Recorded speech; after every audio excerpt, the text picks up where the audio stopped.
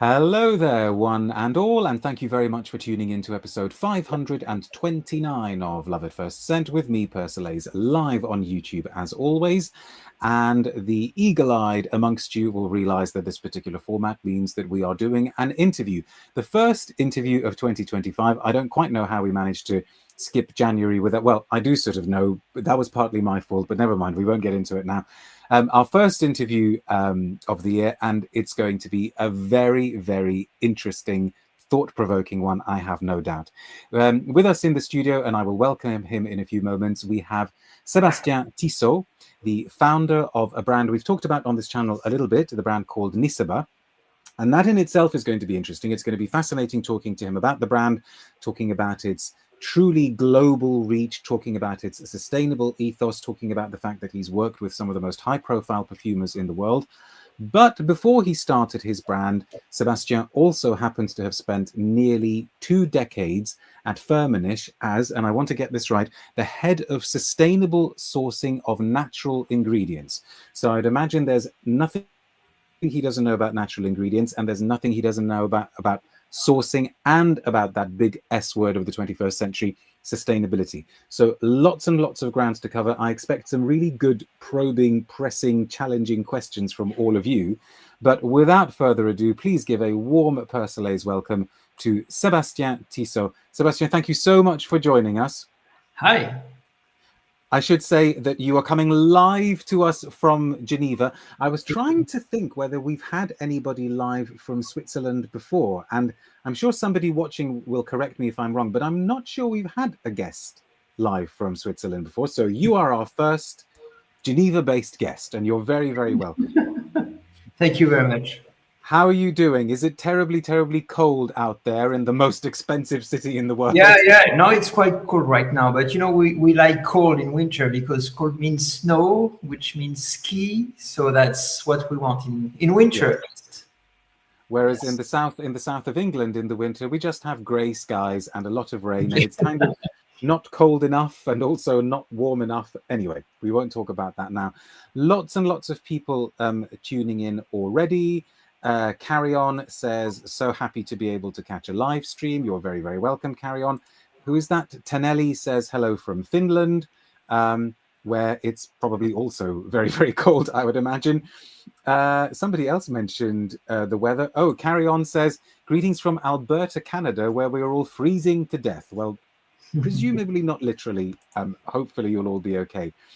Now, in the usual way with these interviews, if you wouldn't mind saving your questions until I tell you that it's all right to start posting your questions, because if you post them now, I may miss them. I expect a lot of you will have lots and lots of questions for Sebastien.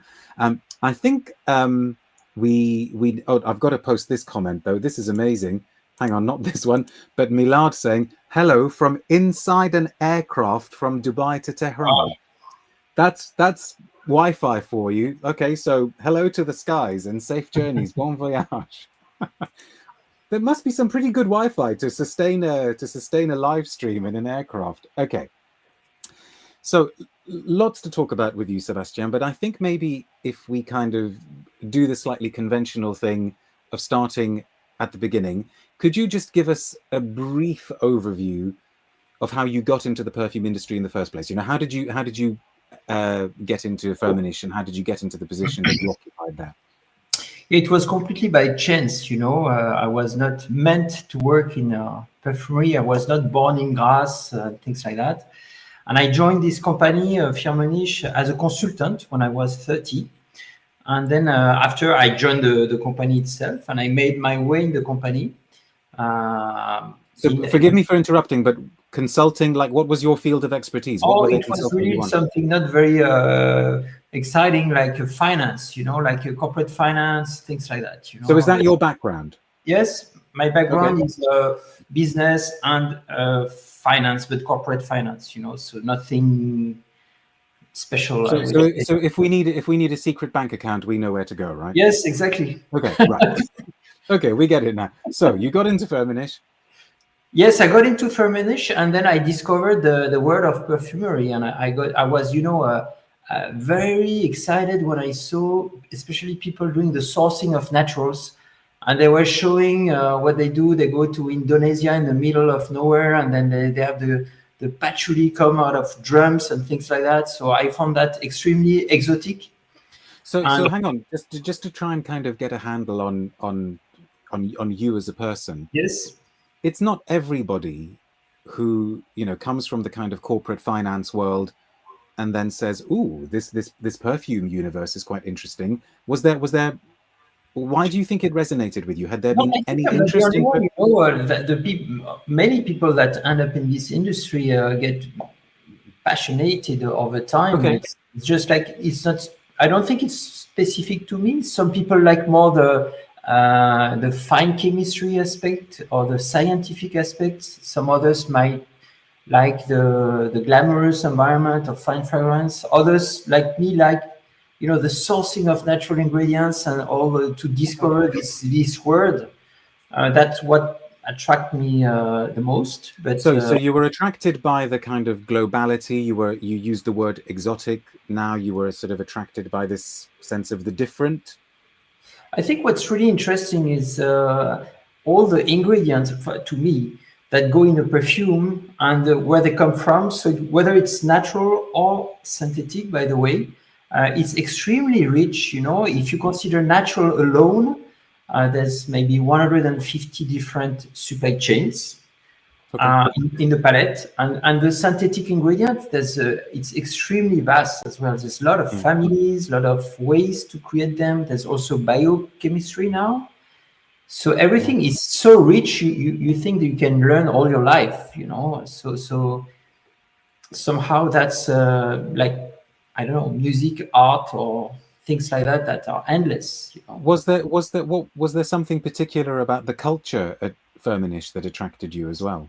Yeah, the culture at the time was of a family company that had made amazing successes for fragrances. You know, like CK1, like Pleasures. You know, all the big successes of the 90s, and before that, there was all the history of creating a unique ingredients to be able to replicate some natural ingredient with chemistry.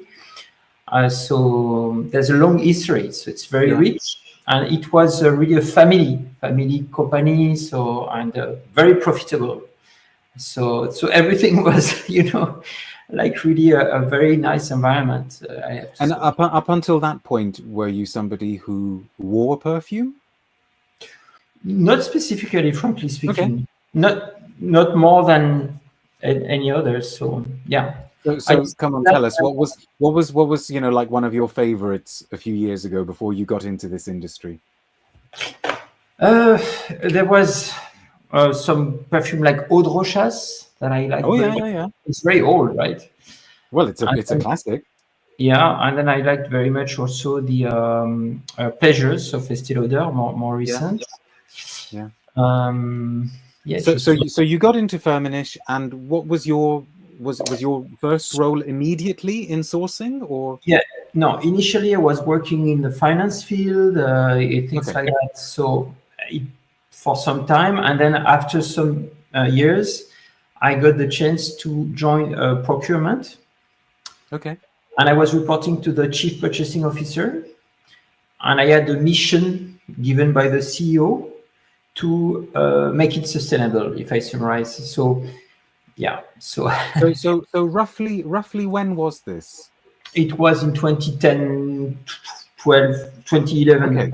So let's say 15 years ago. So already at that point, sustainability was something that a company like Firmenich was interested in. Yes, but the thing evolved very much, you know. So the way people were approaching that. So there was at the time, I would say it was very new to explore how we can somehow join the world of NGOs, of government and companies to try to have a kind of a blend of different things, business and society as a whole.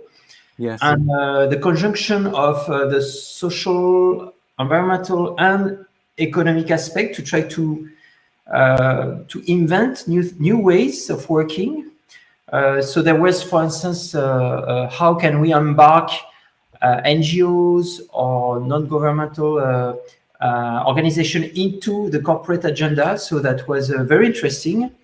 But sometimes it was a bit superficial in a way that it was good enough to show a picture with a flower to think that it was quite superficial in some ways. Yeah. And there was also a bit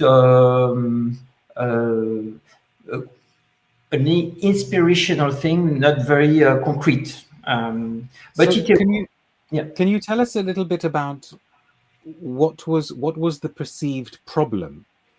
No, what was happening that made people think, hang on, we need to address sustainability? Yes, actually, there was, as I told you, there was this vision to try to invent something, and then the problem that I had to solve is that depending where you stand in a big organization like that, and I'm talking about the company where I was, but I know that it's also happening in Danone, Unilever, Givaudan, those many multinationals. Basically, you have different stakeholders in there. The sustainability people that want to have their ESG stuff, their things that have this, let's say, way of approaching things. And you have in procurement, you have the procurement people that have a sense of reality, and that sometimes are say, the sustainability people, they don't know what they talk about. That's not real life, so it doesn't fly. And then you have the brands, the consumers, the business that want to win market share, that want to leverage on those aspects to differentiate their brands. So my mission, if I can say, was to reconcile those three things into one agenda for the company. Voilà. So that was what happened at the time. So it was pretty much kind of aligning things to some extent. And then after that, sorry, you carry on. And after that, there was also the need to follow the agenda of big companies that are really driving how things are approached today, like Unilever, Danone, L'Oréal, like Natura, companies like that who have sustainability very, very high in their board executive management agenda. So when you are a supplier of those companies, you basically have to satisfy their request and be the partner of choice, Right. So that was really the thing. But was there an issue around the world where people, for example, saying, look at I'm just going to give an example, which is probably completely wrong, but were people saying something like, look, we keep taking all of this vanilla from country X, they're running out. What can you give a concrete example of something that absolutely. was So an issue? There is a reputational risk, I think, is a very strong driver of those big groups. They don't want to be caught in an ugly story. Like you've heard of this Egypt Jasmine with BBC. That's the most recent case, but there's been others, right? So basically what drives big groups is that to kind of have this due diligence into the supply chain to check that human rights are respected, that deforestation is not there, that there's many things like even gender sometimes could be an issue, or and also so all sort of things. But so the reputational risk is really very important. That there could be a compliance risk that you don't comply with regulations. So that's the risk aspect. And then there's the claim. So it's more like a marketing things, like you want to claim things like it's natural, it's sustainable, it's traceable, it's organic, whatever. There's many things you can claim. And you need to be able to substantiate that with proof, with facts. And so that's two things that are a bit separate. And over time, I think the risk part grew very much. So it kind of won as a priority over other considerations. to the point that now companies can go very, very far in their due diligence, in their requests, in their sending auditors and doing a lot of things that in the end do not really benefit to the communities at source. For instance, in natural ingredients, that's my vision. And that's why I did this brand, actually, because I was kind of not in agreement with the philosophy that currently prevails. I believe more about that we should not go too far into dictate what we want from Europe to anyone else. Oh, But okay. Well, no, that's definitely something to explore. But just to kind of leave the Firmenich chapter, yeah. you spent several years there. What would you say is your proudest achievement when you were in that sustainable sourcing division? Well, we did a lot of projects with important companies, and I did some very nice projects that I'm very proud of. For instance, this school in Madagascar that I'm still working with. Okay. We established a vocational school in the region of vanilla cultivation, which is the Sava, that consists in having kids like teenagers to learn farming in a professional way, and that this did not exist. So we created something new in the vanilla to professionalize agriculture in Madagascar. So it was amazing. It took 3 years to make this project. So, but we did many other projects. 3 years sounds pretty quick. But yeah. Excellent. Okay, so then obviously came the moment where the little voice in your head said, I want to do my own thing. Can you tell us, why and how? And were you feeling frustrated with what you were doing, or what was going on? Yes, I think so. Okay. No, because, I went a lot on the field. I was maybe spending 30% of my time in India, Indonesia, Madagascar, really with the farming communities at the origin, with doing things like that. And I could not really do as much as I wanted, because doing this kind of project, as I told you before, was not so much the priority. The priority was more to have a very detailed due diligence on risk. So that's not what I wanted. I wanted to do more of those things. So I thought that I could create a brand that would pay for this. So basically create a business that would have the funding power to finance project at source. So that's really, instead of asking money to donors, to charity, basically, to try it. And I wanted to create something hybrid that would be between a company or an NGO, something a new way, a different way to do business. And also I'm inspired by the company like Patagonia, Veja, Tom's Shoes. I don't know if you know all those companies that are trying to embed purpose and impact at the core of their business model. And I find this is a very interesting area to explore for the company, for the future, to kind of combine the force of corporate world with a mission, a purpose that you like, that would be the end game. I'm guessing you would say that this is quite unusual in perfumery. Well, yes.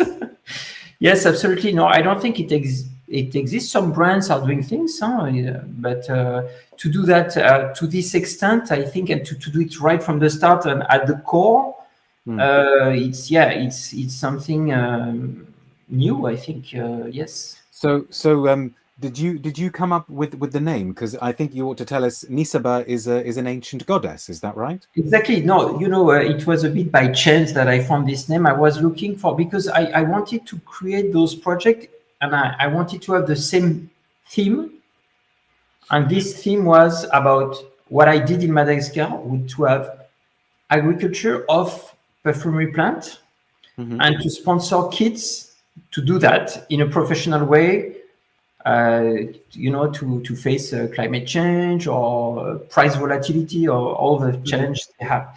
And so I found this Nissaba name a bit by chance. That is a goddess of agriculture. And I learned that agriculture was invented by the Sumerians in where Iraq is, you know, in this region.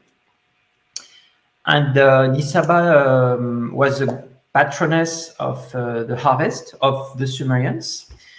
And then the Sumerians invented writing as a way to exchange, to trade goods between cities of agriculture goods. And then this goddess became patron of writing.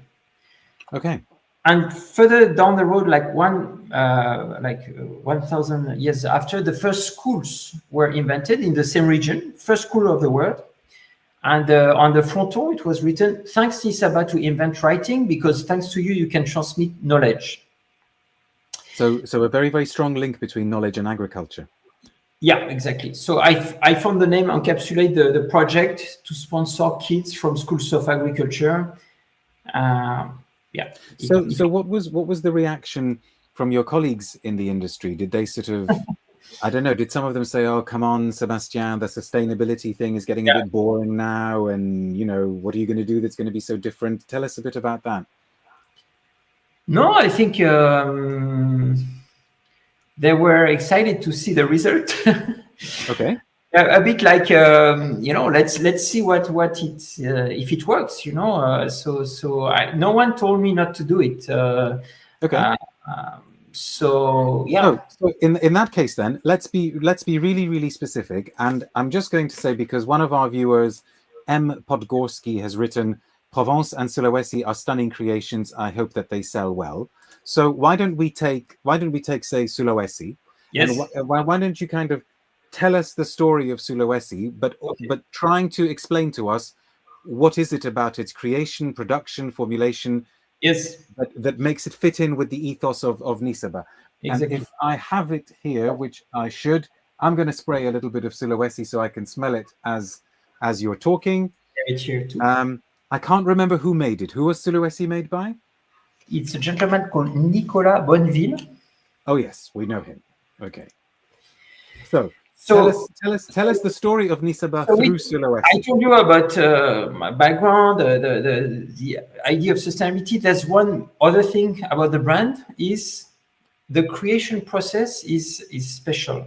I want to start, you know, if you look at the palette of a perfumer, the average, which is 1,500 ingredients, 400 naturals. And if you look at the origin of those natural ingredients, you can regroup them by country. And you will find out that you have maybe about 12 origins, maybe 15, where 80 or 90% of the palette comes from. In this case, it's Indonesia. Okay. So Sulawesi is an island of Indonesia. And it's where you find patchouli. The patchouli production now comes, maybe 80% comes from Sulawesi. It used to be Sumatra, Java, then it moved east. Now it's Sulawesi. So basically, how we make our briefing with the perfumer is to say, okay, let's make the list of what grows in Indonesia: patchouli, nutmeg, cloves, vetiver Java, benzoin Sumatra, and other things. And let's try to assemble in one fragrance the maximum of those ingredients in the highest dosages possible, so that at the end, you have Indonesia in a bottle. Okay. Because sometimes in perfumery, you talk about travel. So, oh yeah, this fragrance reminds me when I travel there, or it's a tribute to this place. But when you look at the ingredients, there's no connection. There's ingredients from other places. So I wanted to make this link. So in the case of Sulawesi, the ingredients are patchouli. So you have essential oil, molecular distillation. So you have a very good, so it's like 10% of the formula. Then you have nutmeg. You have an overdose of nutmeg. It's maybe 10 times the usual dosage. So when it opens up, you have an overdose of patchouli and nutmeg, basically. And then comes a more amber note with the benzoin from Sumatra. and like a compound of different ingredients that make a woody, ambery fragrance. And then you have also ambrox because it's consistent, and it also enhance the whole woody note. So yeah, and so this fragrance has been quite popular for the sillage, for the diffusion. Well, you say that. Another viewer here, I'll take a comment. Oh, it's gone. Juan says, good morning from Riverdale, California. I just joined the live stream. Is this the Nissaba that made Sulawesi? Yes, because I got a sample of it and it's an amazing patchouli to me. I need a full bottle. So you've got one more fan. But keep going with the story, Sebastien. Tell us also about the bottle, because I know that you have tried to really minimize the carbon footprint of the bottle. Tell us about that. Yeah. So the bottle, the glass, you don't even see the bottle. You see, it's like it's the minimal. If you hold it up again. Yeah. Yeah. So you see, there's no label. It's laser engraved. So there's no paper, no glue, no ink. Plus, it's the thinnest glass you can have that still resists for the to be in the market. It's only 88 grams of glass. Okay, for 100 ml. It means you buy more perfume than glass, which never happens. How does that compare with more standard bottle? The 3 times less, I would say, minimum. Okay. And the thing is that if you look at the carbon footprint of perfume, the big item is the glass, because you need to heat the glass, to make glass. So that's the big part. So overall, the carbon footprint of the bottle is about 150 grams of CO2. It's like driving 50 kilometers. How do you work that out? How does somebody calculate because that? I know the carbon footprint of the glass, of the fragrance concentrate, of the alcohol, of the cap. So I just add that. So okay. And there's something very interesting. I don't know, maybe it's a bit too far, but if you look at the carbon footprint of the fragrance concentrate, it's not high. It means that even though you buy ingredients from the other side of the planet, you still have a low carbon footprint because of the dosages implied, Right. So that's a good news. And then go on. And then that's this refillable bottle. And the thing is that we sell the same bottle, but with a simple cap, so you can swap bottles. So and then with the empty that I take back, I can make testers. So there's zero waste in this loop. Okay. And how did a perfumer like Nicolas, your other perfumers, what was their response to effectively your brief? Did they? Well, what was their response? How did they take to the idea? So they told me that they never worked this way, which is to start with a list of ingredients. In principle, when you get a brief, you start with an idea, a concept, or a profile that you want to achieve, and then you go to the ingredient to work out the formula. Here we start. Okay, this is what grows in Indonesia. Those are the best extracts. Let's try to make a fragrance with that. So that's somehow playful, and that's a way to assemble ingredients that you would not assemble necessarily in standard patterns. So they like. Did you tell the perfumers to come up with their own fragrance profile? Because in a way that must have been quite worrying for the perfume, because usually they're told, I want something fresh, I want something heavy, and you didn't tell them anything like that at all. Because I know that the more freedom they have, the more happy they are. So I want really to have, my only request is to include the maximum of ingredient and the highest dosage possible of one origin. And then I don't give any other guidance except things, parameters like concentration, natural content, and clean beauty standards or things like that. But otherwise, I don't ask them. I want a woody, feminine, masculine, and I give them a lot of budget. Have any of them made something where in the first moderation you've thought, "Ooh, I was really hoping for something different, you know. Yes, actually, when we do when we start, we try different notes, different roots. So, for instance, for this specific case of Sulawesi, we started with 5 different notes that were all complying with the request to include the maximum of ingredients from Indonesia. Right. But you can then end up with really different, not really different, but quite different. Like, for instance, this one has an overdose of nutmeg, which is unusual. And actually, just to tell you, we kind of blended 2 of those options together. So we eliminated 3, and then we blended 2. There was one that was extremely strong in nutmeg, much too strong. So it got blended into something more consensual somehow. So this is where you come in as a kind of creative director, evaluator type figure. No, that's fascinating. Fascinating. Now, I should say for people tuning in now, because I can't believe that more than half an hour has passed already, that you are watching a live interview here on the Persolaise YouTube channel with Sebastien Tissot, the founder of this brand here, Nissaba, and we're talking about, you know, all things Nissaba and all things sustainability. If you have any questions that you would like to put to Sebastien, please feel free to post them now. Lots of comments already. Ralph says, I love the concept, we'll be ordering a discovery set. So thank you very much for the nudge, Ralph, because I should say that I guess if people would like a discovery set, they should just go to nissaba.com. I think this discovery set here is a slightly older one because it has 5 perfumes. You've got 6 now, haven't you? I have 7, but I add 2 samples to, so you'll have the 7. Okay.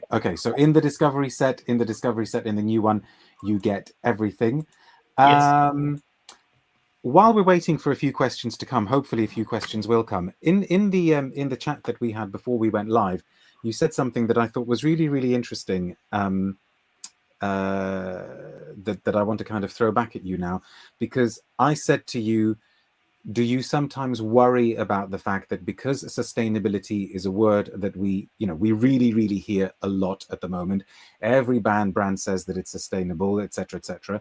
Do you worry that people almost have a kind of corporate social responsibility fatigue and that actually they don't care so much about this?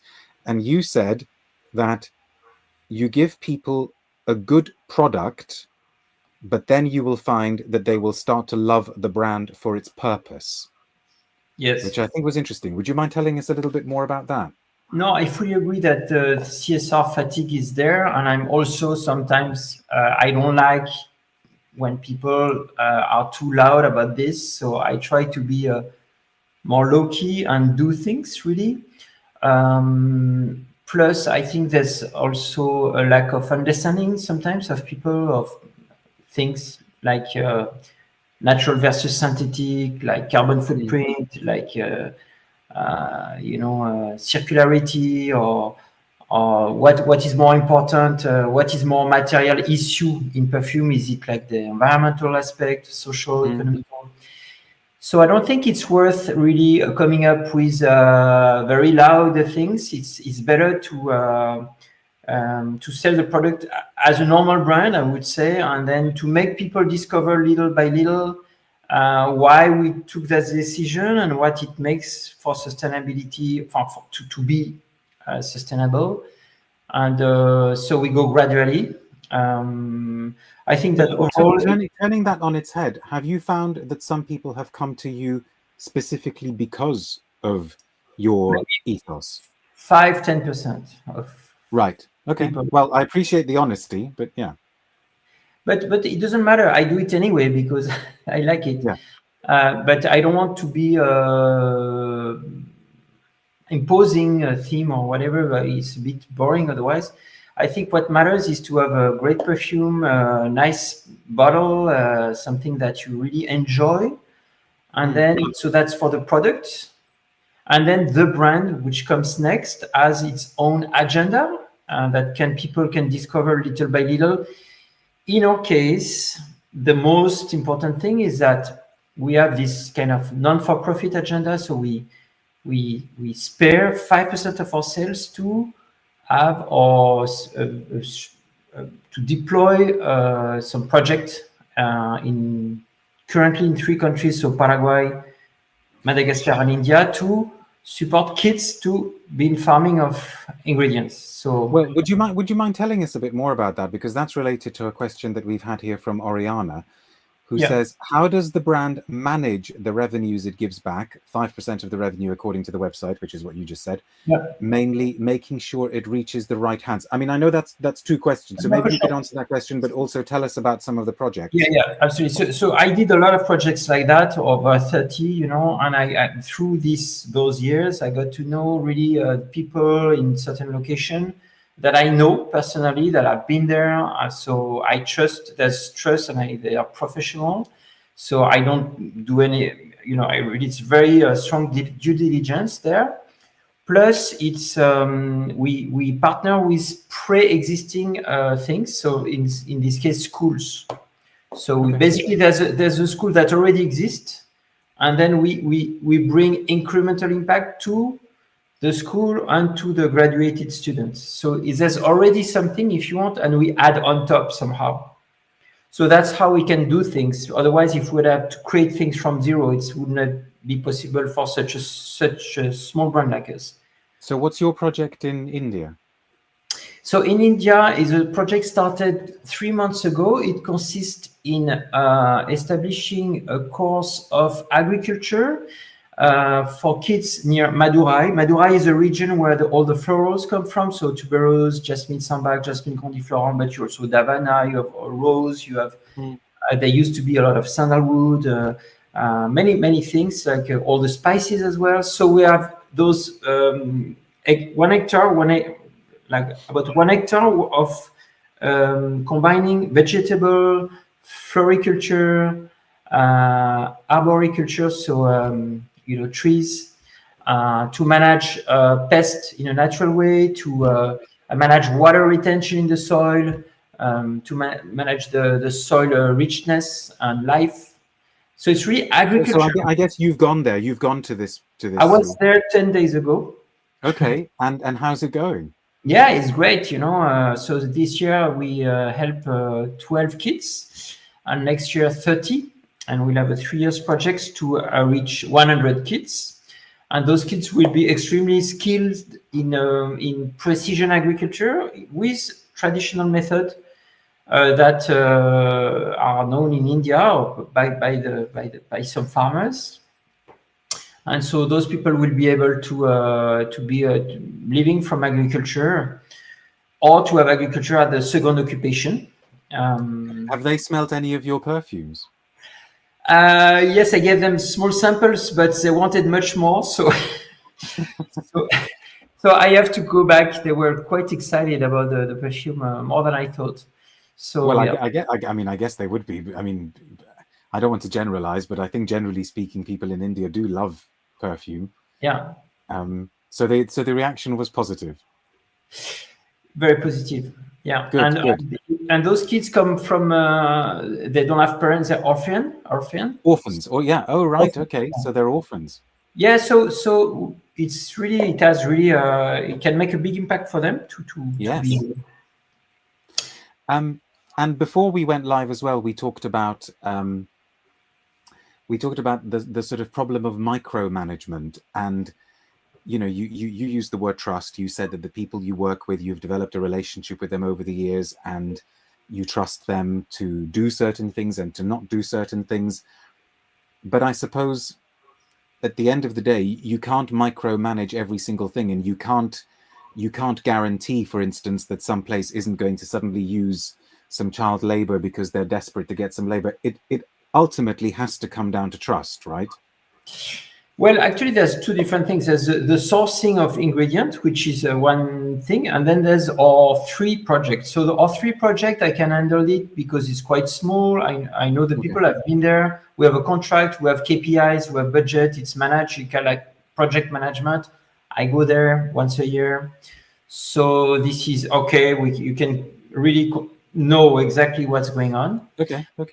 After For the sourcing, it's a vast story because you have 150 natural supply chain approximately, and I cannot do that. So obviously, I rely on the fragrance house. In my case, Firmenich, but that they have to do that, and they do that. And actually, I was in charge to verify that before, so I know.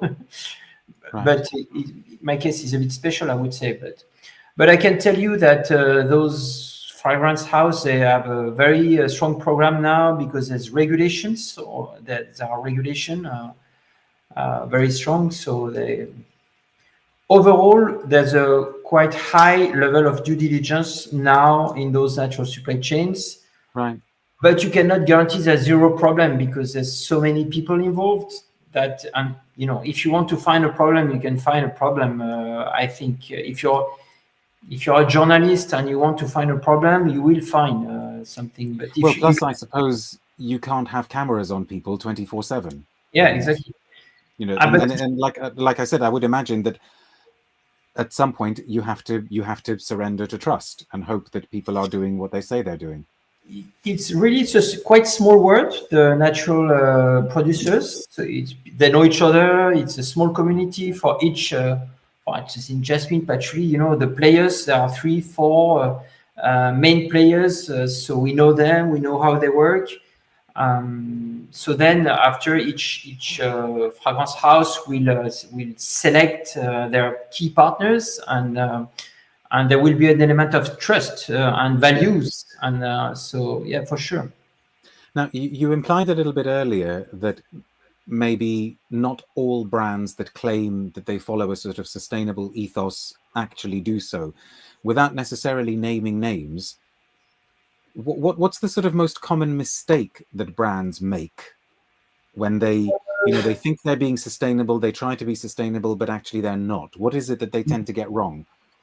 Okay, so there used to be a very common mistake, which to assume that natural was better than synthetic. Right. It's true to some extent on the standpoint of renewability, because you start from renewable sources versus extractive.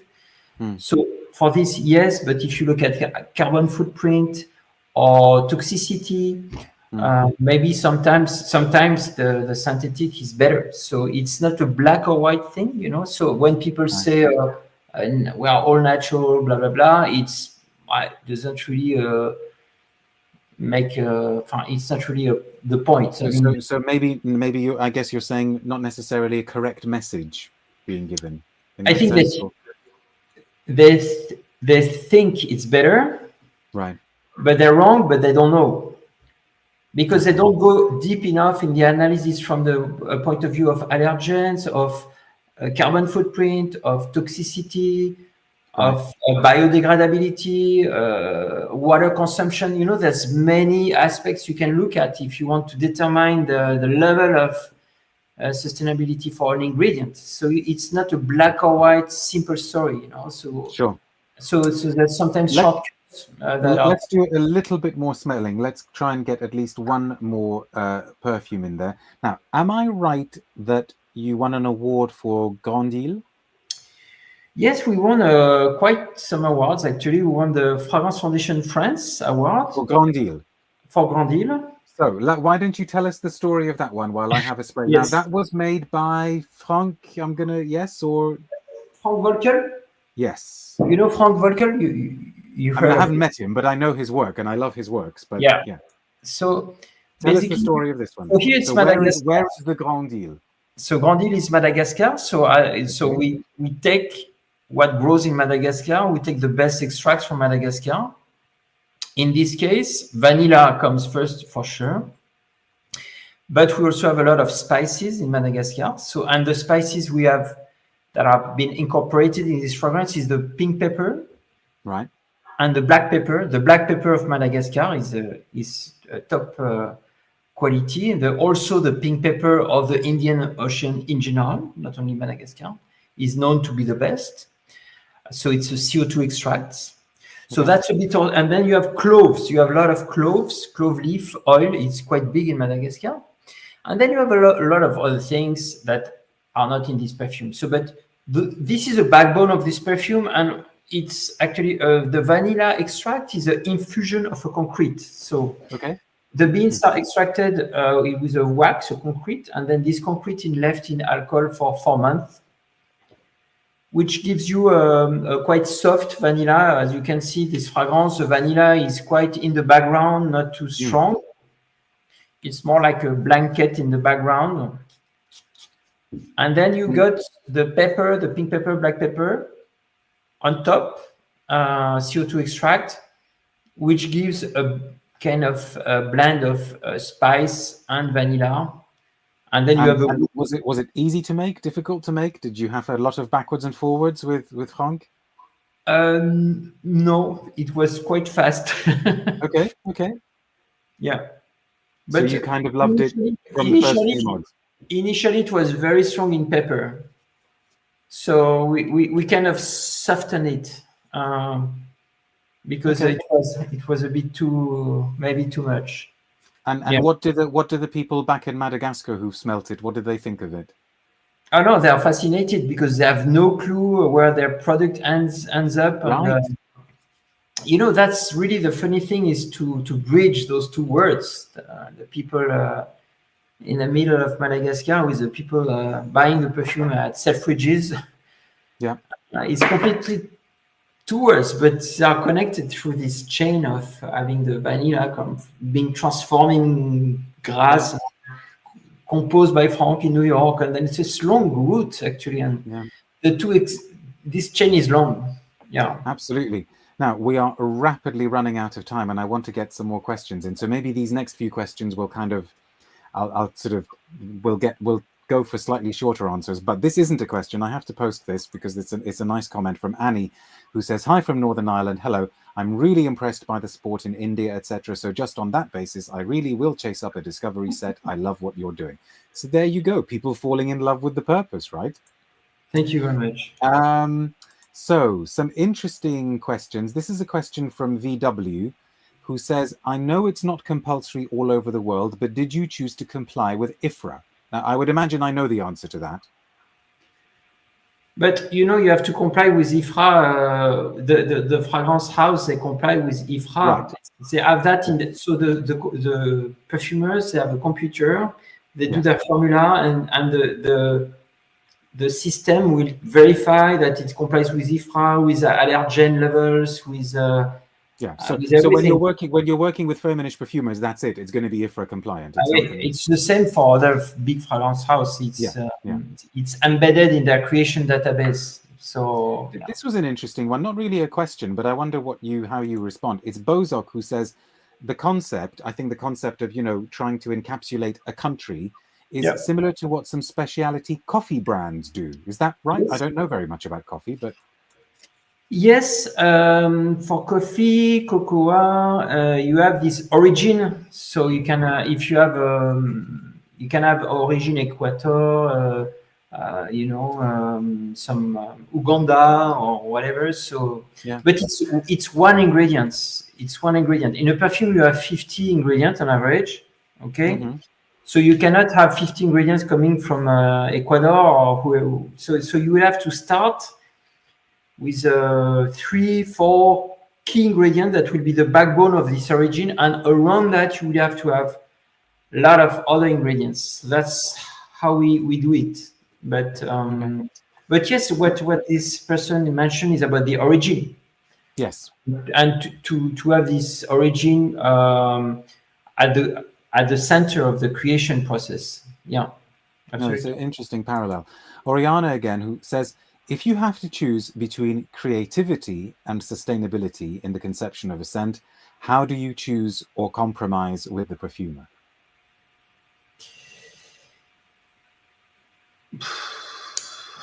I think that sustainability, we define constraints, and then the perfumer has to operate within those constraints.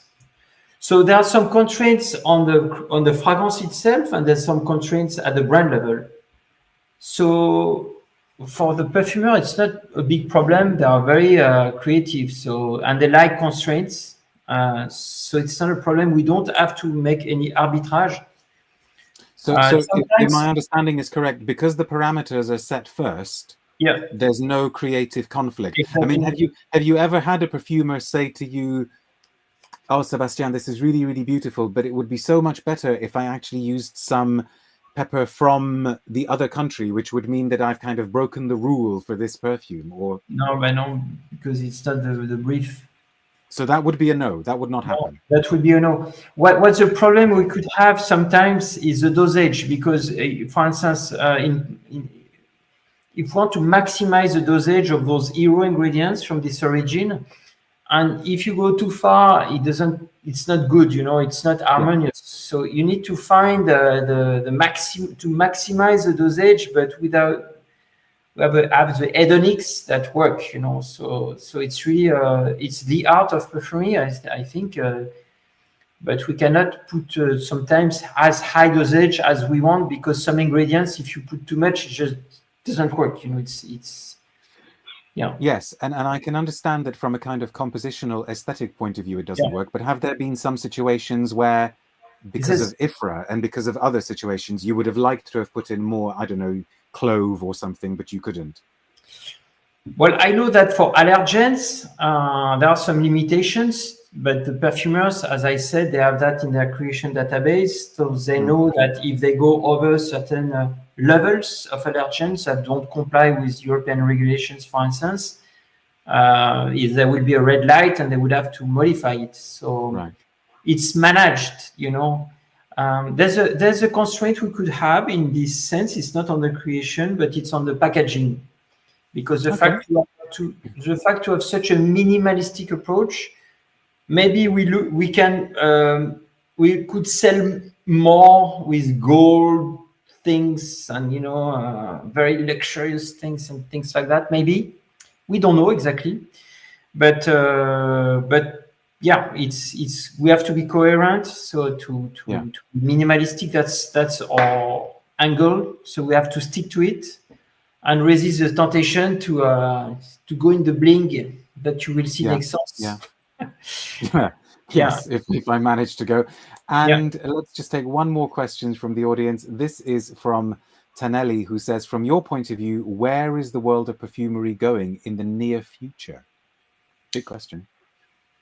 But what we see is that the niche, or like the small brands, or that offer a lot of options, is growing a lot.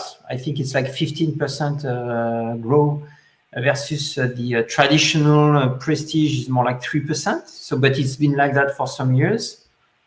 So where it will be, I don't think there will be, in my view, there will be a different proposition, a lot of different things, different choices. So I could not see one trend, but many chapters.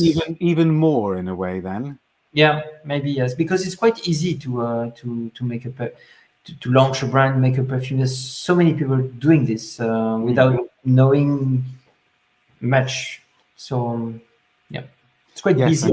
And also from my point of view, a lot of people kind of like clogging up the market with things that are not necessarily super interesting. They're sort of pleasant, but they will not be with us maybe in 5 years' time or 10 years' time or whatever. But yeah, I don't know. Right. Thank you so much, Sebastien, for your time. Thank you very much indeed to everybody for all of those fascinating questions. I will put one more question to you as a kind of, goodbye teaser. Are you able to tell us what we can expect next from your goddess of knowledge in agriculture? No, yes, I'm going to. We have 7 fragrances, so we are going to release a new fragrance this year that will be close to my heart. It's the Alps. So I took what grows in the Alps, which is quite hard. So tell us, what grows in the Alps? Well, you have a juniper Toblerone. Toblerone. Swiss chocolate. Yes, yeah. Sorry, go on. Yeah, no, there's juniper berries, for instance, berries. Then you have Roman chamomile.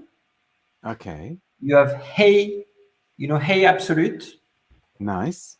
Then you have a pine tree distillation.